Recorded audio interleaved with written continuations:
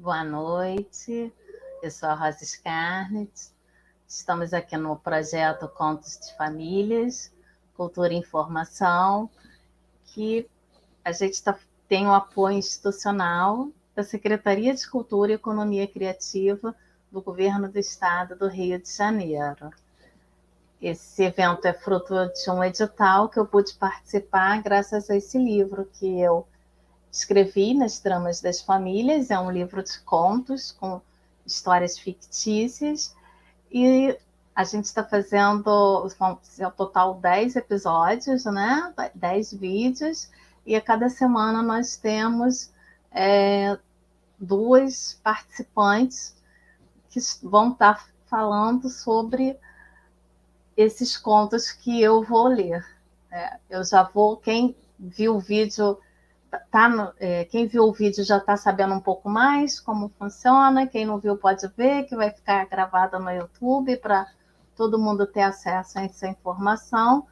E eu já vou chamar a Gabriela Fructuoso, que vai se apresentar.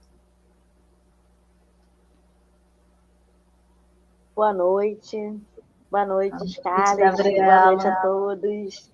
Estou muito feliz de poder participar desse projeto, né?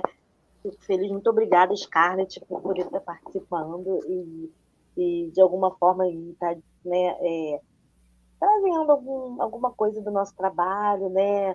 Do tempo também que a gente trabalhou juntas, né? E, enfim, muito bonito esse livro que você trouxe. Tem muita coisa para a gente trabalhar, muita coisa para a gente pensar, né? E eu espero aí que poder estar contribuindo, né? Eu acho que tem a ver, acho que é melhor você vai ler o conto ainda, né? Mas eu acho que é muito importante dizer um pouquinho, né? Que a minha participação de hoje tem um pouco a ver, por conta que eu escrevi um artigo, né? No livro Mulheres no Judiciário. Aí eu vou fazer uma propagandinha rápida, né? Por favor. Que foi um livro que foram escritos por 12, foram 12 artigos escritos por mãos de muitas mulheres que trabalham dentro do judiciário, né? Que é o local onde a gente se conheceu, né? No trabalho. E que cada artigo fala de uma temática dentro daqui do nosso trabalho dentro do judiciário, né? O livro é Práticas e Desafios, então fala um pouco dessa prática em diversas temáticas, e eu falo do meu trabalho junto com os processos de idosos em situação de vulnerabilidade que estavam tramitando nos processos dos juizados especiais criminais, e que, por um tempo, a equipe estava lotada nas varas de infância, juventude e idoso, que cuida da medida protetiva, foi convidado, né, foi determinado que iam fazer o auxílio para esses processos do GCRIM. Então, esse artigo, eu questiono um pouco todo esse trabalho que a gente teve, né, e faço um levantamento aí de legislação, penso um pouquinho sobre o que foi isso, né, o que foi esse trabalho, né, desse tempo aí de prestação de auxílio, né? E aí eu acho que esse conto hoje que a Scarlett vai apresentar ajuda a gente também a pensar um pouquinho sobre a questão do idoso, muito importante, pertinente e pouco vista, né, dentro da nossa realidade, né, do cotidiano aí, trabalho também das varas, né? Então vamos lá, apresentações feitas, vamos só o conto. O conto de hoje é A Fila de Doação.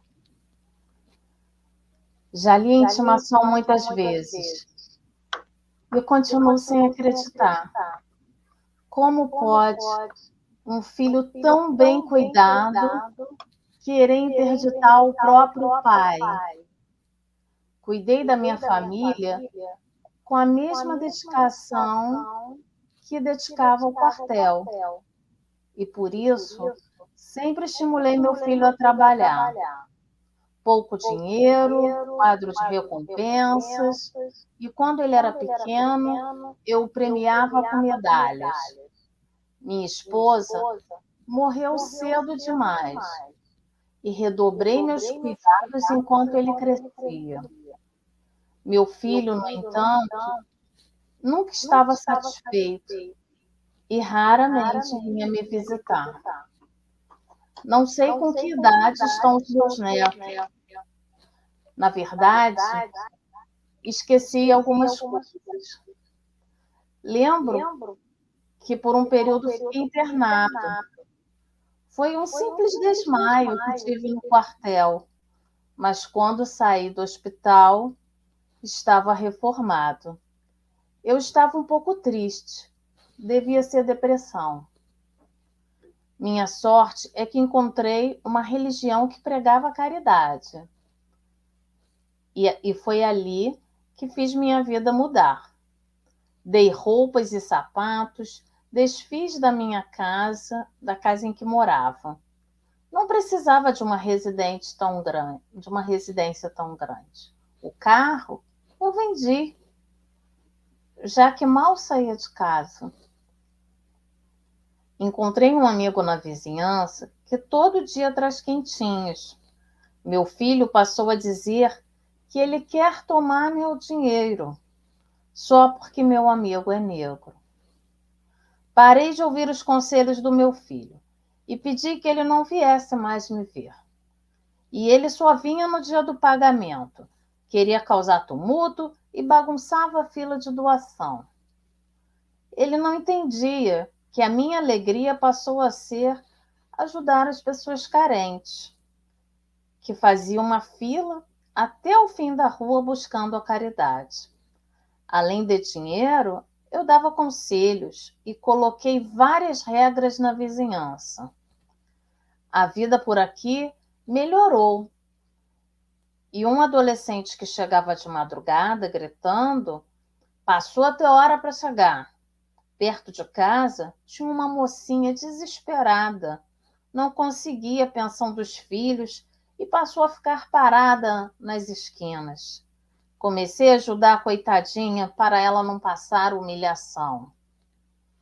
Eu não precisava de todo aquele dinheiro e meu filho não tinha que se intrometer na minha vida.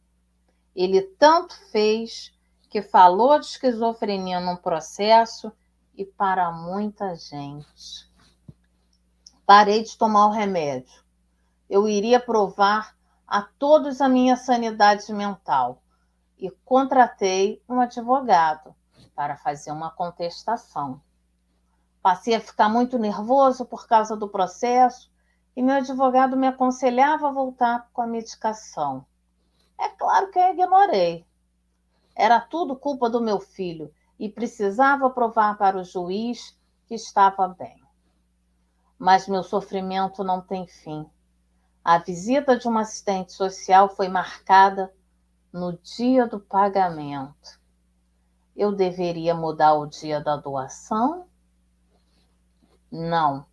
Acho que será melhor que ela veja o quanto eu sou um homem bom.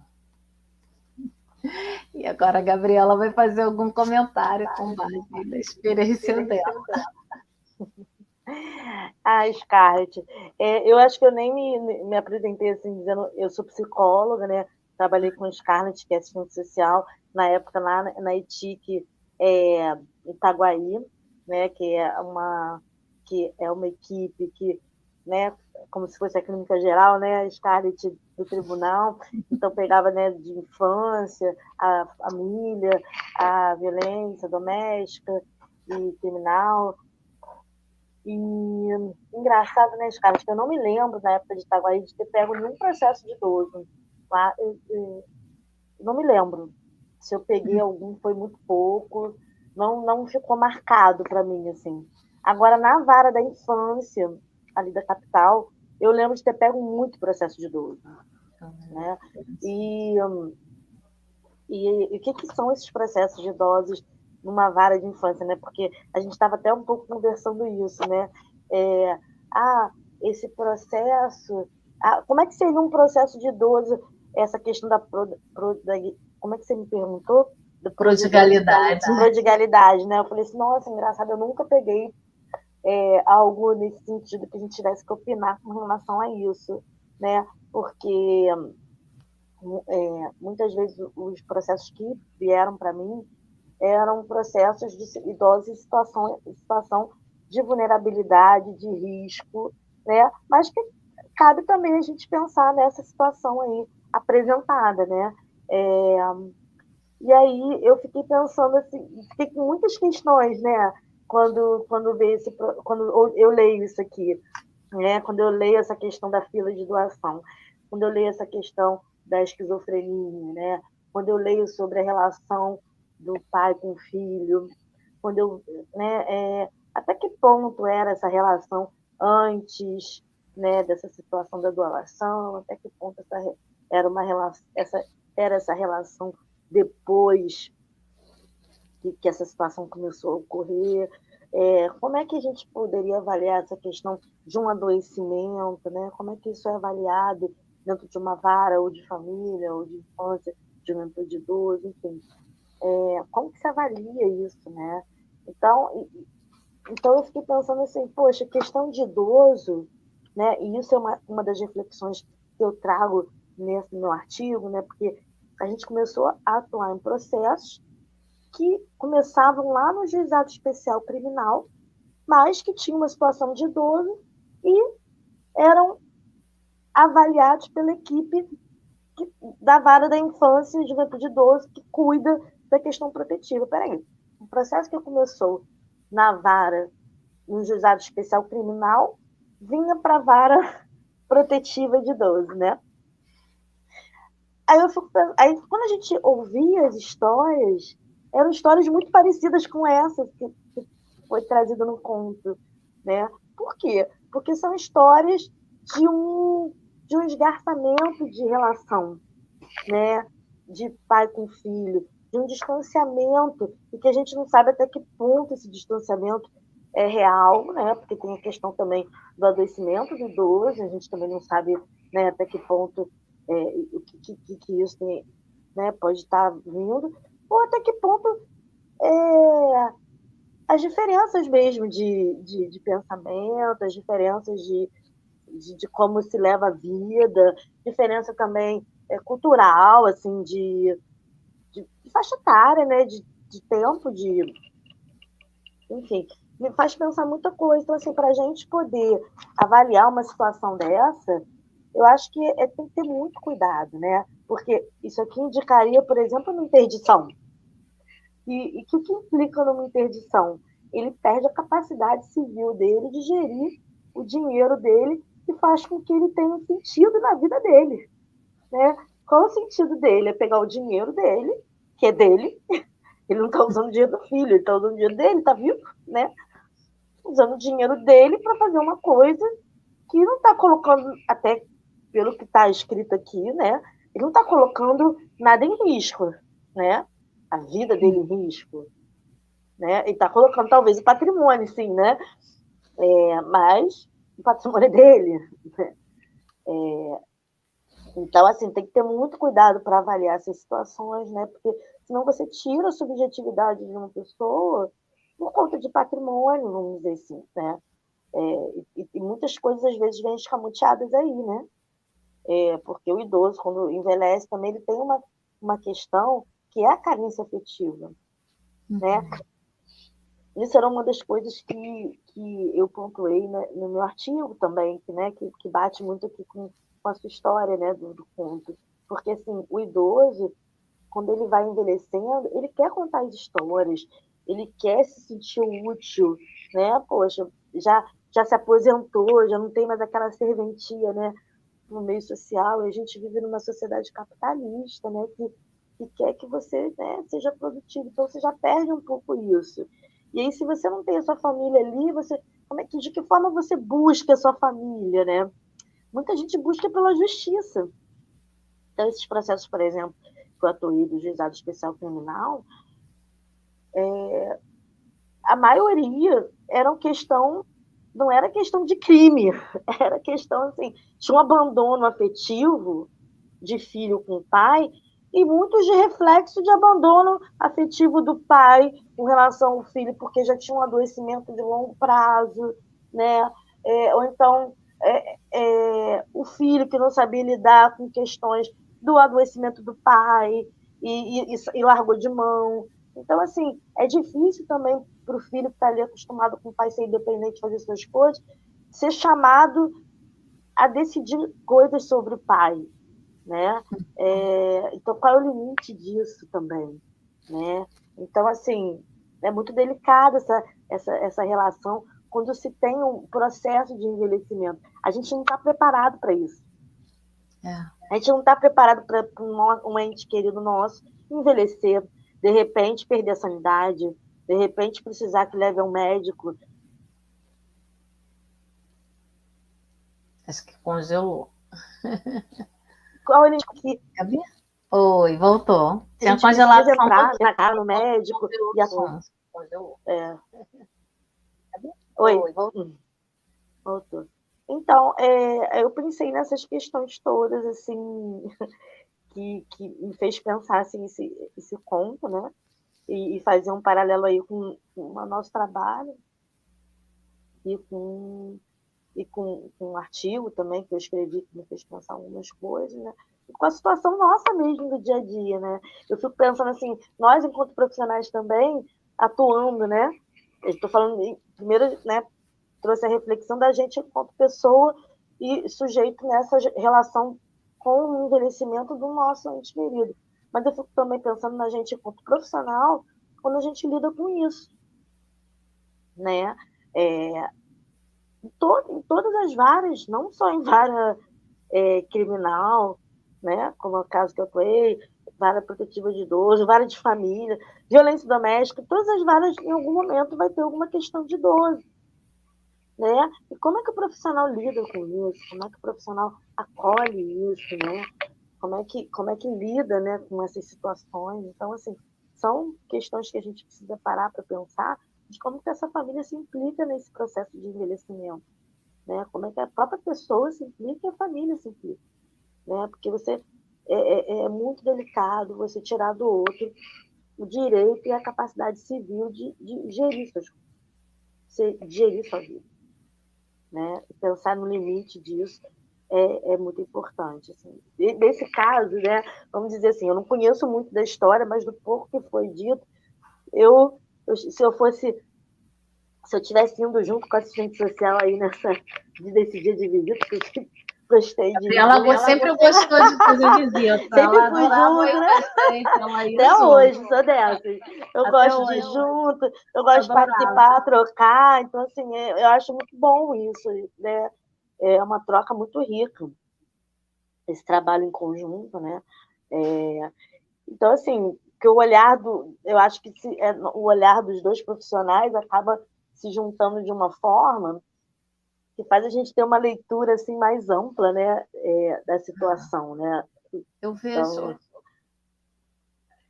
por exemplo, eu vejo até onde eu trabalho, dificilmente algum processo vai para a psicologia, né? E essas questões emocionais são tão fortes, assim. Todas essas histórias são... Eu acho que está dando eco ainda? Não? Para você não? O eco permanece. Será que é melhor eu tirar o meu microfone quando você fala?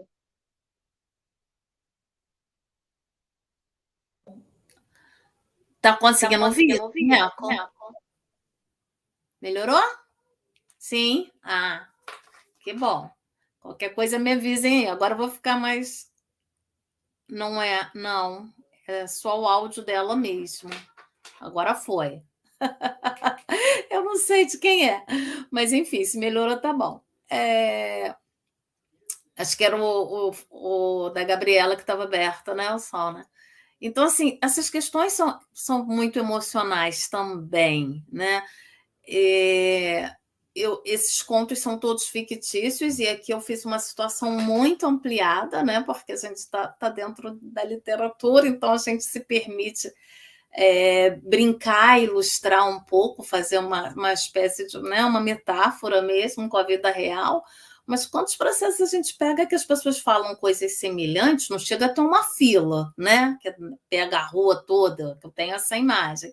Mas no dia, todo mundo, várias pessoas da família já sabem que dia o idoso recebe, e vai nesse dia. E o idoso, por sua vez, gosta disso, porque aí nesse dia ele está recebendo visita e ele está trocando. Agora, isso é uma coisa assim, né, para a gente pensar. E outra coisa também é que a gente não está muito acostumado com o envelhecimento, que é algo que assim, eu me vejo, assim, né? Eu envelhecendo e eu já não sou mais a mesma, eu já não tenho mais a mesma energia, e ainda nem cheguei nessa fase tão difícil aí, mas a gente não está, acho que, preparado para lidar com isso, seja nossa, sejam de outras pessoas. Eu vejo que é muito mais fácil para as famílias o processo que não é que é mais fácil, não, mas assim, porque tem outras dificuldades, mas quando eu falei mais fácil, eu falei no sentido de lidar. Por exemplo, o idoso já está muito debilitado com uma doença que já deixou. Ali não tem dúvida de que aquele idoso não pode realmente, aquela pessoa idosa não pode realmente tomar decisões. Aí você já sabe que é você que tem que, né? Porque senão ele não vai comprar o remédio, já não sabe mais assinar, já não sabe mais o que é dinheiro. Agora, pessoas que estão nesse processo de envelhecimento, que é o caso dele, de processo de adoecimento, que é o dele, né? Eu acho que aí é que pega todo mundo. Qual é o limite disso da decisão da pessoa? E quem quiser, a gente pode deixar umas perguntas aí para a gente trocar, né? Que é muito mais para a gente refletir.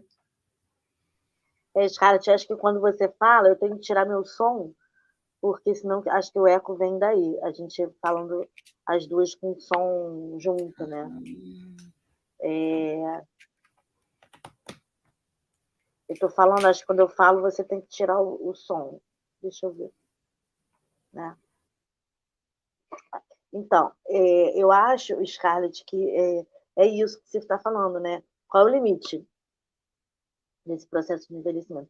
Porque a questão é, se você está o tempo todo com o idoso, se você tem uma relação de confiança com o idoso, você consegue. Mesmo assim, é difícil.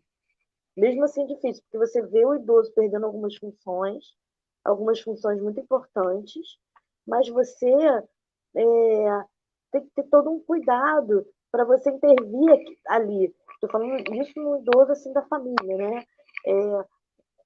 Até que ponto, né?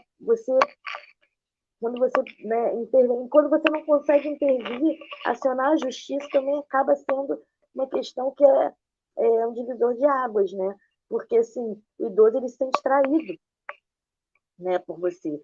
Eu acredito que também seja o caso aí do idoso desse ponto, né? Poxa, o filho, de repente ele se sentiu traído pelo filho, né? Poxa, meu filho, né, pô, sumiu, de repente aparece alegando que eu tô com esquizofrenia né? E pô, bota um processo em cima de mim e ele quer provar que não tá doente. Então, assim, tem uma questão aí que quebra uma confiança, né? Porque é difícil para o idoso se dar conta que está perdendo algumas funções, e aí quando vem esse terceiro, que é a justiça, piora mais ainda a coisa, né? Nesse sentido, de quebrar essa confiança. Eu vou lembrando dos casos, né? Eu até, quando a gente conversou um pouquinho sobre esse conto, eu lembrei de muitos casos assim que eu atendi, mas assim, um mais recente, né, que eu até acompanhei o final do caso, porque assim, foi o mesmo tipo. Começou o processo numa vara de família, não lembro de família ou de órfãos e sucessões, eu não lembro. Mas eu sei que começou numa outra vara, tinha muitos anos, já tinha alguns anos, que o filho viu que essa mãe estava já debilitada, ela tinha uma cuidadora, ela pagava essa cuidadora, a cuidadora morava, mas a cuidadora também era idosa, essa mãe estava começando a não enxergar direito, precisava que essa cuidadora pagasse as contas para ela. Aí o filho entrou com um processo de interdição, né? Essa mãe, na época, ficou muito, muito chateada com esse filho. Ela se sentiu traída. Ela alegou que esse filho, assim, queria o dinheiro dela, queria as coisas dela, entendeu? e que ela ainda estava lúcida. Aí entrou uma assistente social, né, da ETIC, na época, e disse que realmente ela estava lúcida, estava bem, que ela podia arcar com a situação dela, né, gerir o dinheiro dela ainda, por aquele momento.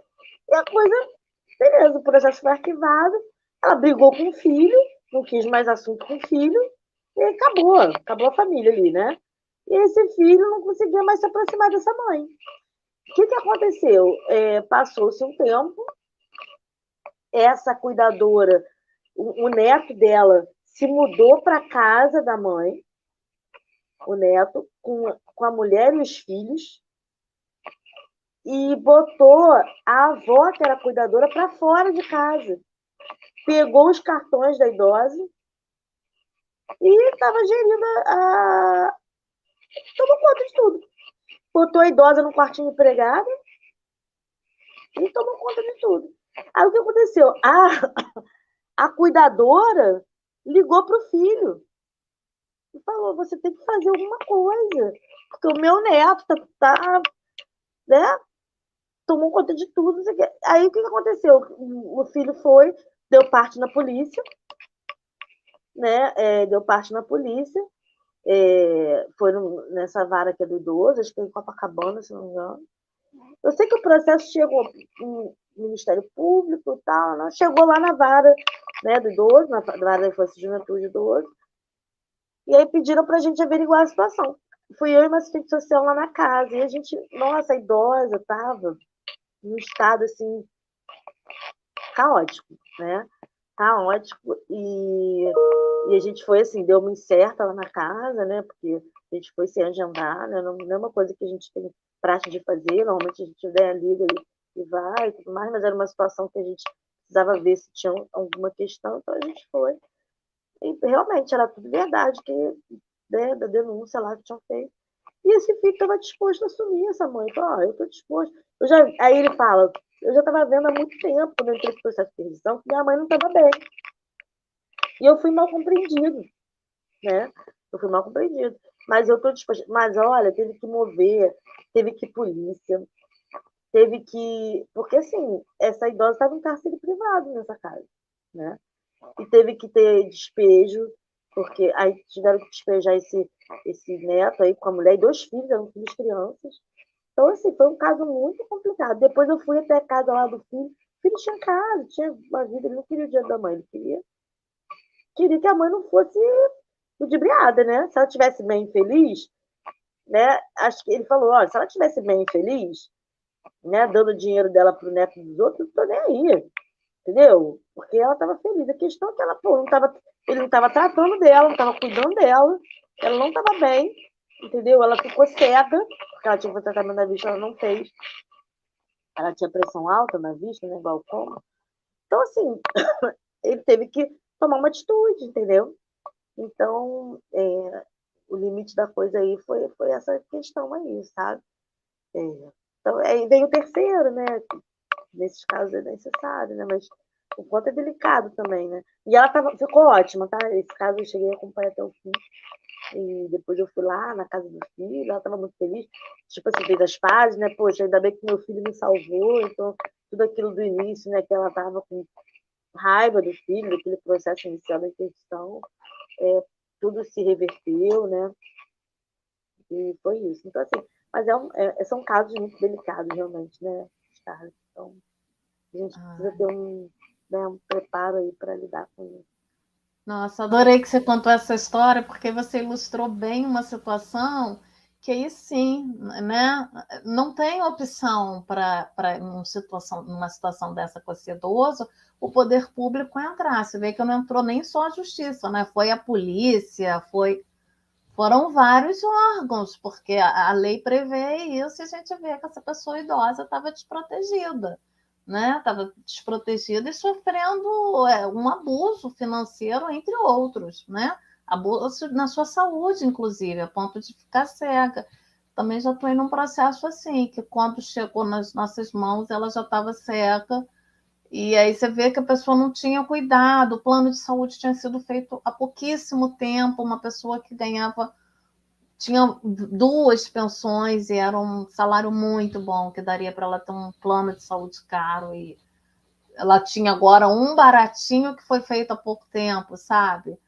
Então, são indicativos de que esse idoso está realmente mal cuidado. Agora, todo esse trato, né? Toda essa...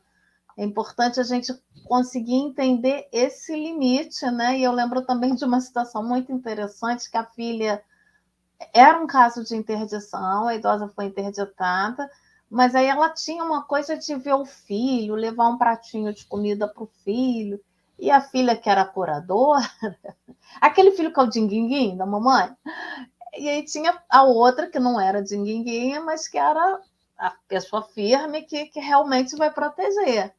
E aí, às vezes, ela ia lá no setor reclamar de alguma coisa. E uma vez, não era nem um processo que eu atuava, mas como a gente trocava muito, isso foi lá em Itaguaí também, né?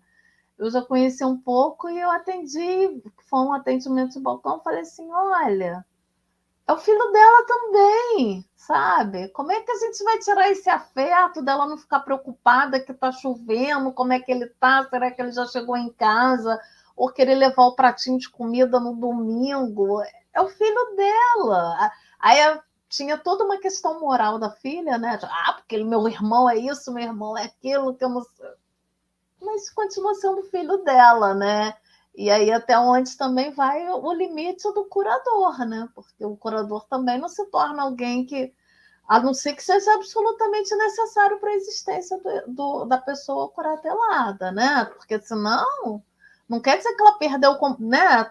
Ela perdeu algumas capacidades, mas não quer dizer que por isso ela não tenha que ser respeitada, não tenha, né, opiniões, desejos como esse, o próprio direito à convivência familiar, que ela resolvia, né, expressava dessa forma, levando um pratinho de comida no domingo, querendo agradar o filho.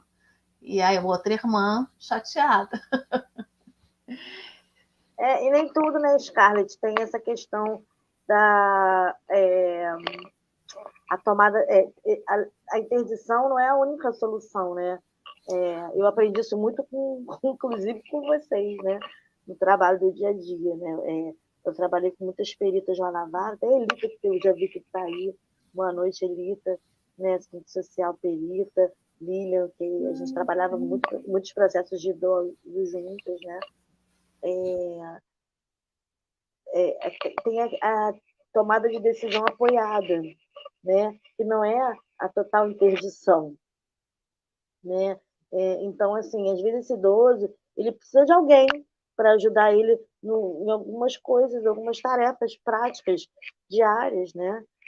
Então, assim, isso não quer dizer que ele está total, que não está lúcido para fazer o uso do que ele quiser, da forma que ele quiser, mas assim, algumas coisas precisa que alguém vá ao médico com ele, precisa que alguém vá ao banco junto para pagar uma conta, né? Precisa que organize algumas coisas. Então, de repente, em algum momento, precisa realmente de uma organização, né? Mas até isso precisa de um estudo, de uma avaliação, também de trazer esse idoso para essa consciência, dessa necessidade quando é essa necessidade, né?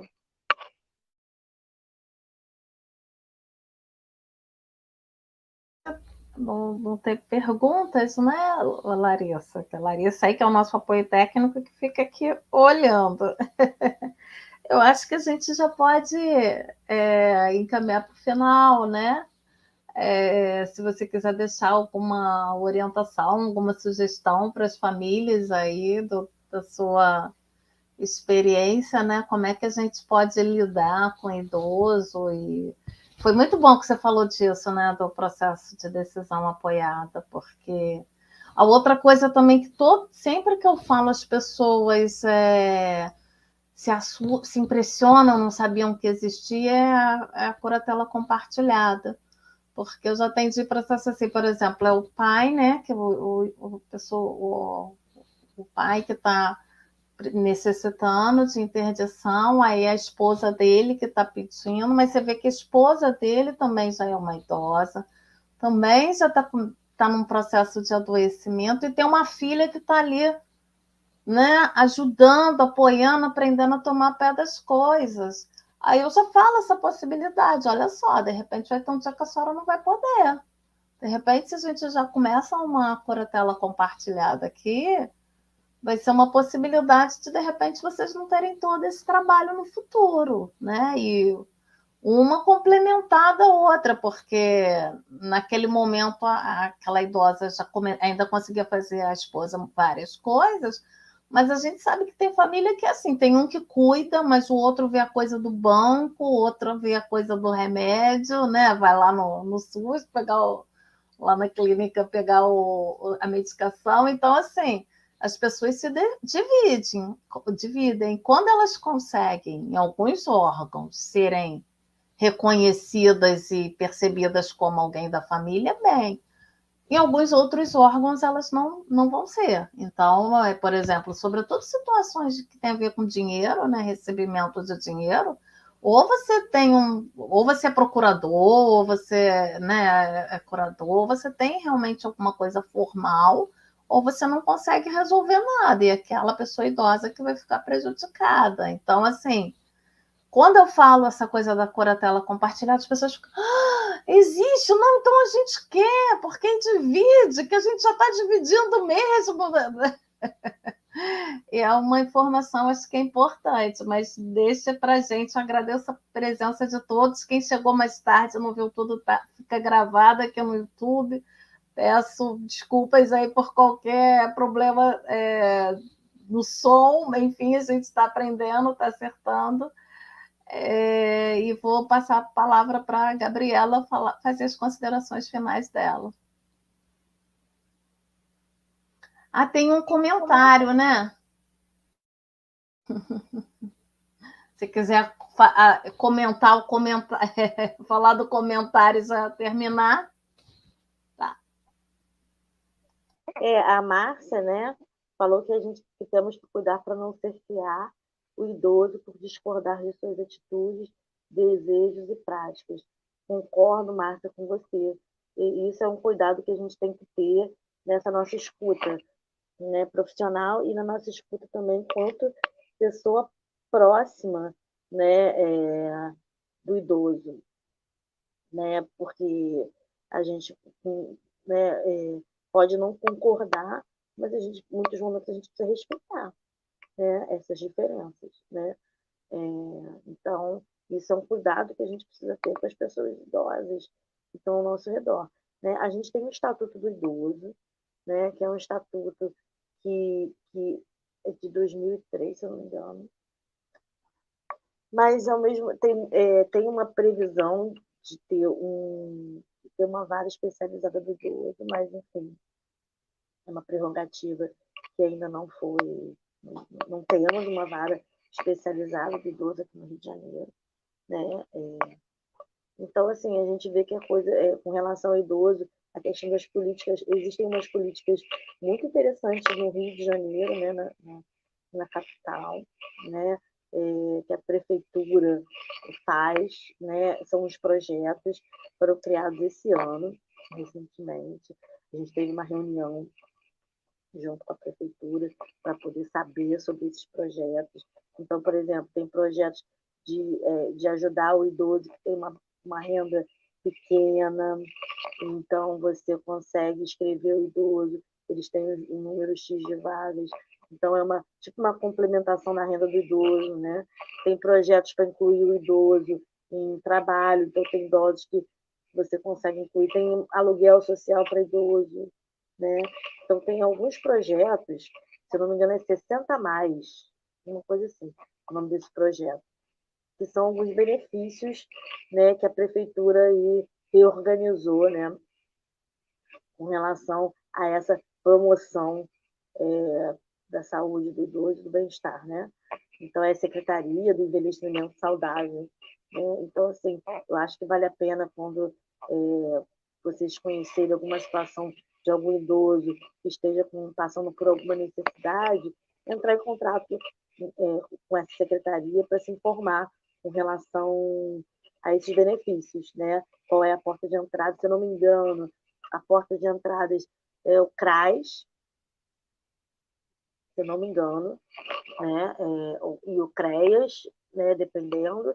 mas eu acho que é importante, porque é Secretaria de Desenvolvimento, Assistência Social, vocês que sabem melhor que eu, mas são que cada hora muda, né, a porta de entrada. Então, assim, é importante saber dessas políticas públicas que estão em vigência, porque vocês podem conhecer, às vezes, algum idoso, ou às vezes até algum idoso da família que precise, né, de estar acionando uma política pública dessa, né? Eu acredito que no Disque 100 também eles tenham informações a respeito disso. Quando vocês também têm alguma situação que precise estar denunciando com relação a algum idoso, para poder, né, ir lá na casa. Eles têm também, nessa secretaria, eles fazem visitas para ver a situação, então, dependendo da gravidade, eles acionam o Ministério Público, né, para entrar com uma ação dentro de uma vara da infância de medida protetiva, né? Então, que é a vara da infância e juventude de idoso. Então, assim, é importante saber desses caminhos, né, para poder auxiliar, né, ou algum idoso que vocês conheçam, algum vizinho, ou até algum idoso da família, né? Também tem questão do acolhimento do idoso, então existem situações que chegam nesse ponto, né? Então, assim, a gente também tem nessa política tem algumas portas de entrada para essa questão do acolhimento também. A gente no estado tem algumas instituições de acolhimento que não são ruins, né? Eu tive até recentemente acompanhando o acolhimento de uma idosa no abrigo Cristo Redentor, não sei, Scarlett, se você já ouviu falar, mas, poxa, é um abrigo que está bem legal, né? Eu estive lá há pouco tempo, os profissionais muito competentes trabalhando lá, sabe? Difícil até conseguir vaga lá, mas, assim, um abrigo assim, que eu achei bem grande, bem organizado. Enfim, acho que é isso, né? Assim, deem atenção aos seus idosos. A gente não sabe o nosso processo de envelhecer, como vai ser, né? A gente luta para que a gente fique bem, fique são até o fim dos dias, mas a gente não sabe o nosso dia de amanhã. Então, assim, que a gente hoje possa cuidar dos idosos que convivem com a gente, que trabalham com a gente, né, parentes, vizinhos, enfim, que a gente tenha paciência, né? Que a gente possa acolher de alguma forma, nem que seja uma escuta, né? É isso que eu tenho para dizer. Ai, muito obrigada, Gabriela. Adorei ter você. É isso, tem vários órgãos, né? Tem o Ministério Público do Idoso, a própria delegacia, dependendo se for uma situação de maus tratos mesmo, os conselhos de direito, né? Do pessoa idosa. Quer dizer, existem vários órgãos que a gente pode buscar, seja para proteger, por um órgão de assistência, né? Os CRAs.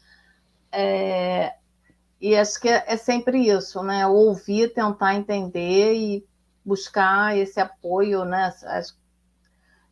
Quando é uma situação que a pessoa tem rede familiar, né? É algo que ajuda muito, mas às vezes não tem. Eu Cristo Redentor não conheço só de nome, mas já tivemos, né? Temos vários processos assim que a família não pôde ficar com aquela pessoa idosa e que o caminho que foi encontrado é um acolhimento, né? Ou às vezes nem tem rede familiar, né?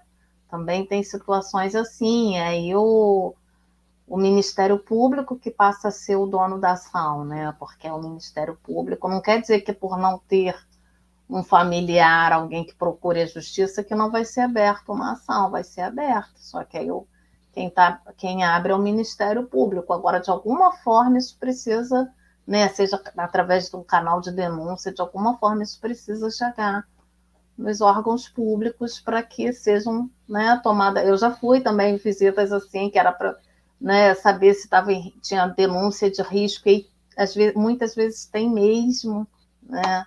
Então, e aí a gente informa para que aquele idoso possa ser tratado com a dignidade que todos nós merecemos, né? E que eles têm, é um direito deles também. Agradeço muito, quero deixar o lembrete que semana que vem, dia 1º de novembro, a gente tem a Márcia Carneiro, Márcia Andréia, às 19h30 vai falar de convivência familiar e a leitura de mais um conto, e vai ser mais um momento aqui da gente conversar. Eu estou adorando esses encontros que a gente reflete, a gente aprende, e acho que também é um momento afetivo, né? Da gente parar e bater um papo e rever amigos. Muito obrigada e boa noite. Boa noite, Carla, te agradeço. E agora eu estou na Vara especializada em filme para criança e adolescente, aqui na VEC. A hora que você precisar também de alguma orientação, né? Tem muitos casos aí de Campo Grande. A gente pode ir se falando, né? Vamos trocando. Vamos trocando, tá bom? Um grande ótimo. Beijo, foi ótimo. Beijo, foi ótimo esse encontro. Tá? Quando precisar, estamos aí. Tchau, tchau.